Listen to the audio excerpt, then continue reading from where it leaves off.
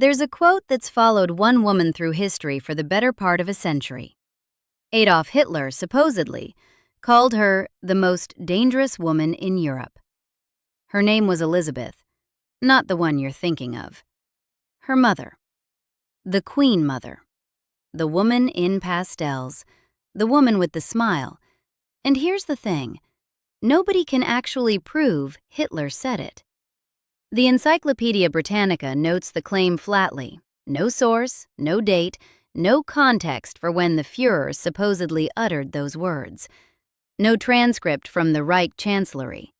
Nothing in the recordings of Hitler's private monologues that Martin Bormann obsessively maintained. Joseph Goebbels, who wrote down practically everything Hitler said about enemy leaders, never mentioned it. Albert Speer didn't record it.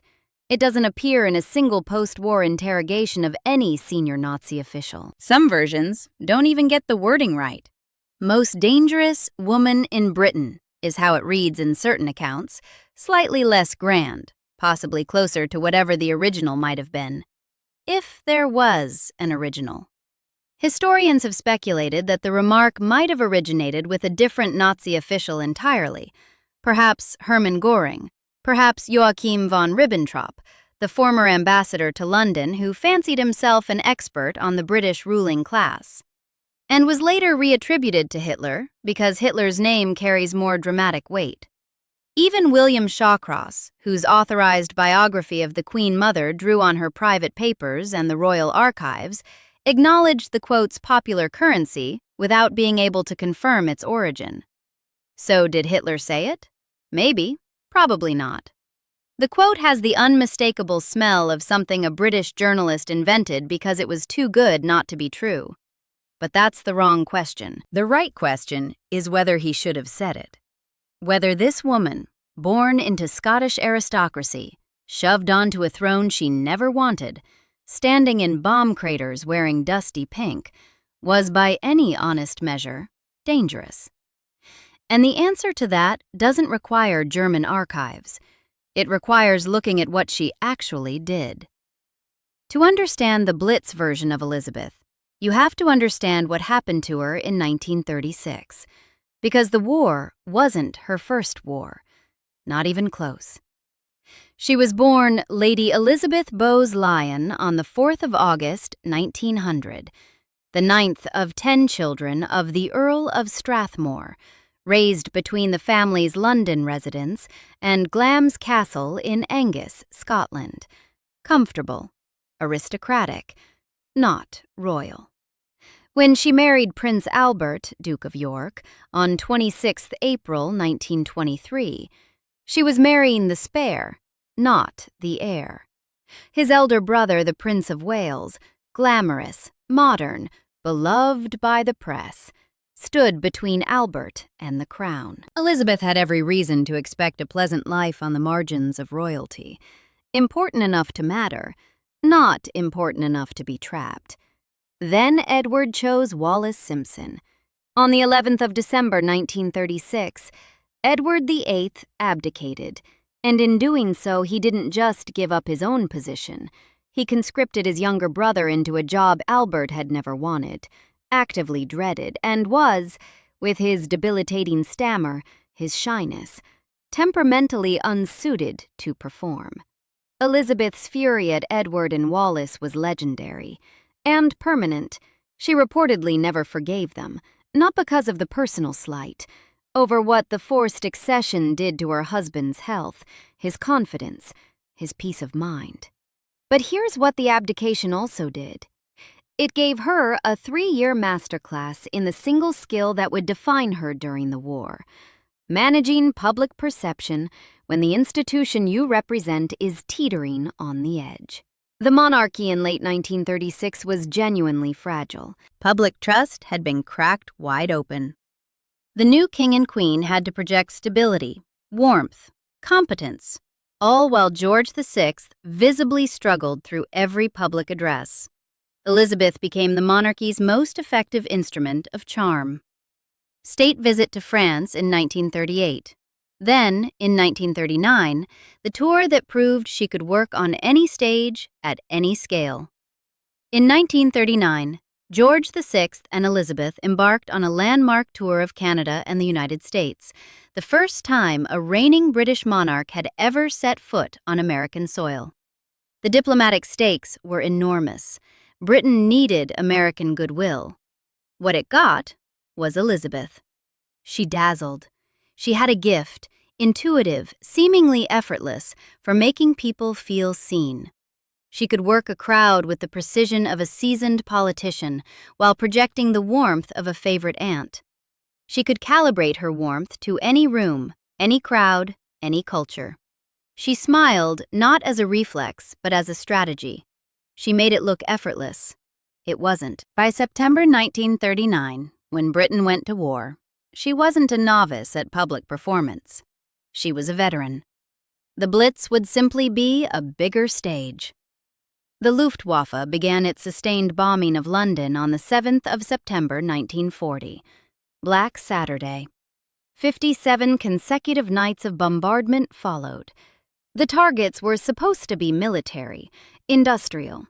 In reality, the bombs were indiscriminate, and the densely packed working-class neighborhoods of London's East End, Stepney, Poplar, Bermondsey, the Docks, bore catastrophic damage from night one. Wealthier parts of London remained largely untouched. That disparity was a problem, a serious one. Class resentment threatened to fracture the very unity Britain needed to survive. 6 days later, on the 13th of September 1940, a German aircraft flew straight up the Mall, the wide ceremonial avenue leading directly to Buckingham Palace, and dropped a stick of 5 high-explosive bombs. The Royal Chapel was destroyed. Windows shattered across the building. One bomb detonated in the quadrangle, barely 80 yards from where the King and Queen were standing. Barely 80 yards. That's less than the length of a football pitch. That close. George VI later wrote in his diary that he'd heard the scream of the aircraft's engines, watched the bombs fall, described a tremendous explosion. Workmen inside the palace were injured. The building was visibly, physically damaged. This wasn't symbolic peril. A German pilot had put a bomb inside the king's home while the king and his wife were in it. The palace would eventually be struck 9 separate times during the war. And it is in the raw minutes after this, after nearly being killed, that Elizabeth produced the sentence that should be the center of this entire story. "I'm glad we've been bombed. It makes me feel I can look the East End in the face." Read that again. She has just survived a bombing. Her home is damaged. She has been in genuine physical danger, and her first recorded response isn't about her safety, isn't about the destruction, or the fear, or the fury. It's about optics. It's about the political utility of her own near-death experience. She understood, instantly, instinctively, that the class divide between a bombed palace and bombed slums was a political crisis, and she saw, in the smoke still clearing from her own courtyard, the solution. That sentence is simultaneously an expression of genuine solidarity and a masterclass in public relations. She's feeling it and framing it at the same time. Empathy and strategy, fused into 18 words. No speechwriter, no advisor whispering in her ear, just a woman whose home had been bombed, producing a line so surgically precise that a professional propagandist couldn't have improved it. Brave? Obviously. Calculated? Absolutely. And those two things don't cancel each other out. They amplify each other. Within days, she was in the East End, walking through streets still smoldering, talking to families who'd lost everything, standing in front of collapsed buildings, speaking with rescue workers caked in dust. And she kept going, week after week, not as a token gesture, but as a sustained campaign of presence. Stepney, Poplar, Bermondsey, then beyond London, following the bombs as the Blitz spread, Coventry, after the devastating raid of 14th November 1940 that destroyed the cathedral and killed over 500 people. Plymouth, Bristol, Southampton, Sheffield, every city that bore the marks of German bombing, she visited. The pattern was always the same. Arrive, walk the damage, speak to survivors, smile, listen. Leave behind a population that felt, however irrationally, that things might be bearable because someone important had bothered to come bear witness. And she did all of this wearing clothes that made absolutely no sense, unless you understood exactly what she was doing. The wardrobe wasn't an accident. Norman Hartnell, the couturier who'd been designing her clothes since before the coronation, dressed her in soft pastels, dusty pinks, pale blues, gentle lilacs, and every choice was deliberate. In a landscape of gray rubble and brown dust, a woman in light colors stood out. She was visible to crowds at a distance. She photographed beautifully against the monochrome devastation, and in an era when newsreel footage was shot in black and white, lighter clothing created better contrast, made her figure more legible on screen. She refused to wear dark colors because she didn't want to look like a mourner. Her clothing said, "Life goes on. Beauty hasn't been bombed out of existence. Defiance has a color, and it's powder blue." When someone asked why she didn't dress down to visit people who'd lost their homes, her answer was perfect. If they came to visit me, they would put on their best clothes. Think about what that does. It flips the power dynamic entirely. She wasn't condescending to dress like the bombed out. She was paying them the respect of dressing as though they were hosting her. A gesture of equality disguised as vanity. And it worked. Not at first, though. This is where the story gets honest. In the earliest days of the Blitz, before the palace bombing, there were moments when the king and queen were met with outright hostility in the East End. People booed. Some turned their backs. And why wouldn't they? Their homes were matchwood. The palace still stood. The sight of royalty touring destruction could easily read as tourism. Rich people gawking at poor people's suffering with sympathetic faces and clean shoes. But 13 September changed everything. After the palace took those 5 bombs, after that quote circulated, the king and queen weren't visitors from another world anymore. They were fellow targets. When Elizabeth walked back into the East End, the reception transformed. People reached out to touch her. Women wept and grabbed her hands. The class barrier didn't vanish. Nothing that deeply embedded vanishes overnight. But it cracked. Wide open. Because the Luftwaffe had treated the palace the same way it treated Poplar, and Elizabeth had the wit to say so out loud. This transformation wasn't lost on Winston Churchill. Churchill understood propaganda the way a musician understands rhythm, not as something you study, but something you feel. And he recognized early on that the royal family's morale function was not ceremonial decoration, but a genuine strategic asset. He actively encouraged the king and queen's visits to bombed areas. He supported their visibility.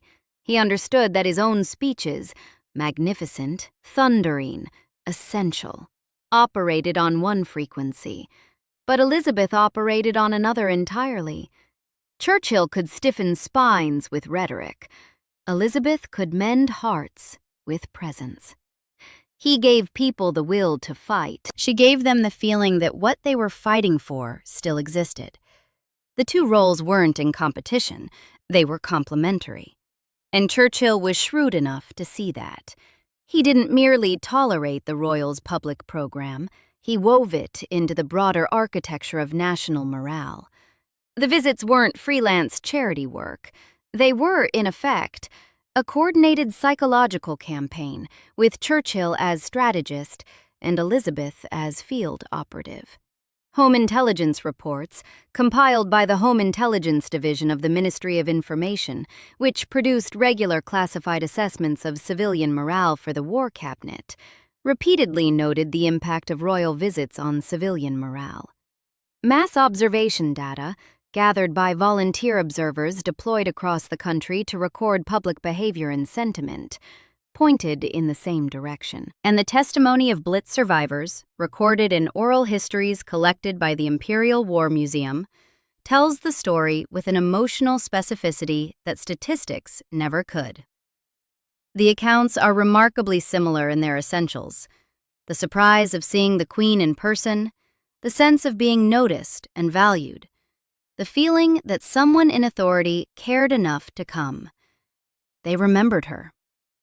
In communities flattened by bombs, where everything familiar had been erased, the visit of a queen became a fixed point in memory, proof that someone outside the devastation knew and cared and came.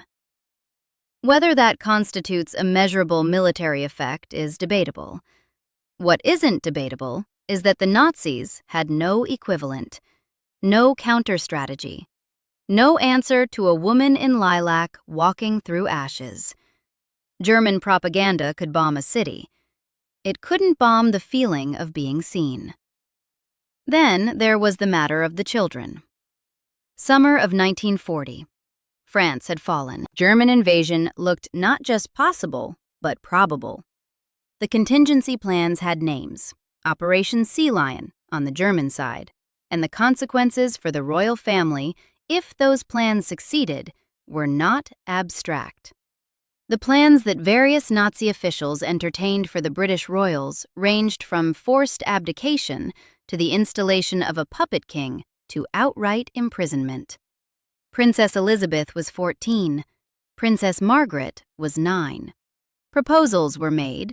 Canada was the most frequently cited destination, to evacuate the princesses across the Atlantic, beyond the reach of bombs and, more critically, beyond the reach of German soldiers.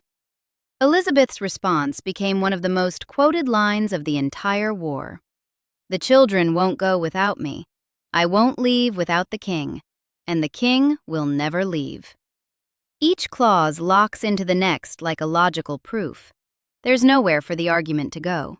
It's airtight. It's also, and this is the uncomfortable part, exquisitely crafted for public consumption. By linking the children's fate to the king's and the king's to the nation's, she turned a family decision into a statement of national resolve. The princesses weren't staying because their mother was reckless. They were staying because the royal family and the British people were in this together. All of them, down to the smallest child. The danger was real, though. Don't mistake strategic brilliance for theatrical fiction. The princesses spent most of the war at Windsor Castle, outside central London, yes, but hardly immune to attack. Windows blacked out, art treasures removed, a shelter prepared within the ancient walls. There were contingency plans, never made public during the war, involving armored cars and safe houses in the countryside. Last resort measures for a last resort scenario. But the public-facing message was absolute. The family stays. The propaganda value was immense. If the king's own daughters weren't being sent away, what parent in Britain could justify sending theirs without feeling they were being held to a lower standard than the crown? Courage? Yes. Calculation? Also yes. Same act, indivisible. And then there's the detail that might be the most extraordinary of all, the one that turns a wartime queen into something you couldn't invent in fiction, except it's real. She practiced shooting with a pistol in the grounds of Buckingham Palace.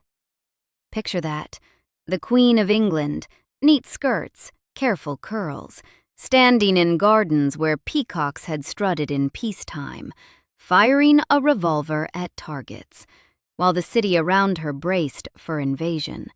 She reportedly declared that she would not go down without a fight. The image is almost absurd. It's also completely magnificent. The story circulated during the war and became part of her legend. And there is no way that a woman as attuned to public perception as Elizabeth was unaware of its symbolic power. The image communicated exactly what she wanted it to communicate. But it also reveals something crucial about her character that the smiling visits and the pastel dresses could obscure.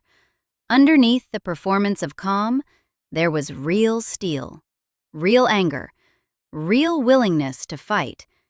The performance wasn't a mask over emptiness. It was a mask over something harder. And that steel never softened. Not after the war. Not ever.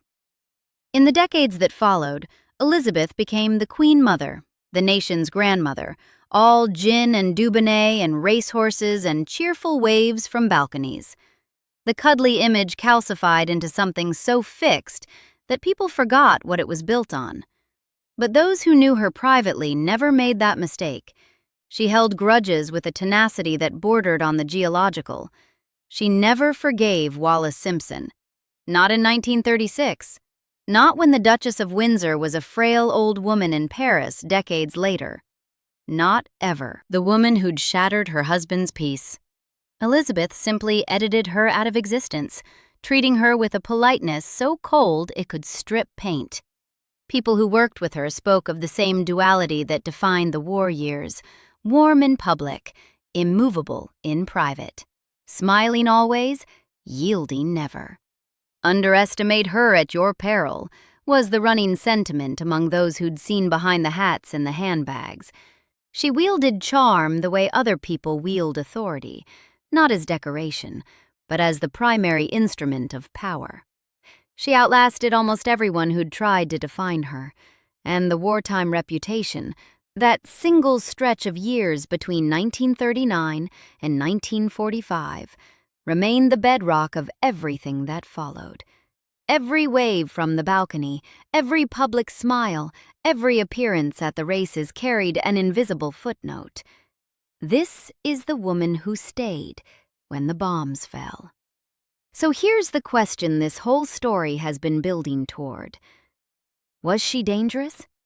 The evidence says yes. Not dangerous in the way a general is dangerous, or a spy, or a saboteur. Dangerous in a way the Nazis never quite figured out how to counter.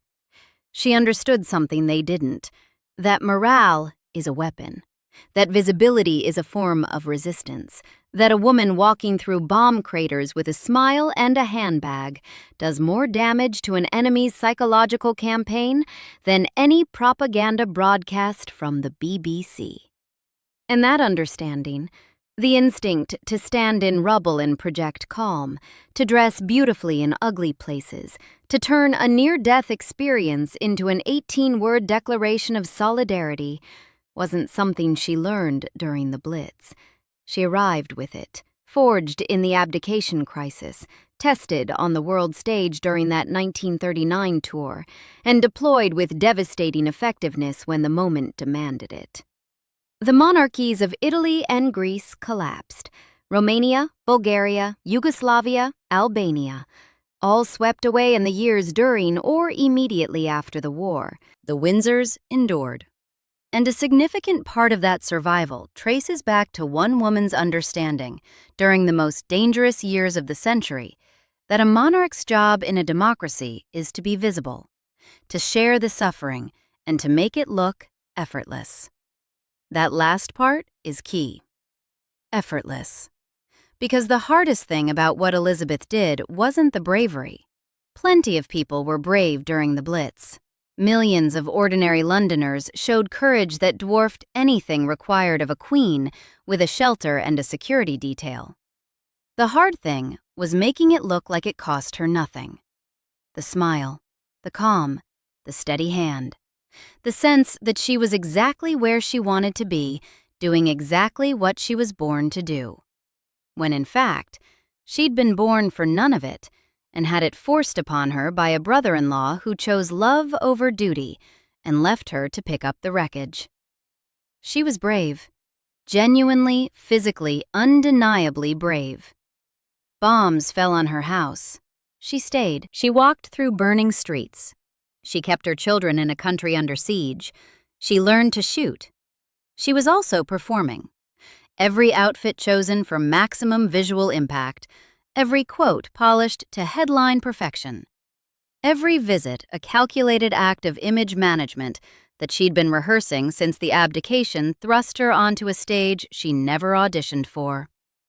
And the fact that we can't separate the two, that the bravery and the performance were the same act, not opposing ones, is exactly what made her dangerous. Not dangerous in spite of the calculation, but dangerous because of it. The performance of courage, sustained under real fire for real stakes over real years. That is courage. A different kind than the soldier's courage. Rarer, maybe. Certainly stranger. The courage to smile when you're terrified and to do it so well that an entire nation believes you, and believing you, finds the strength to carry on. Did Hitler call her the most dangerous woman in Europe? Probably not. But he should have. If you found this story worth your time, subscribe for more like it.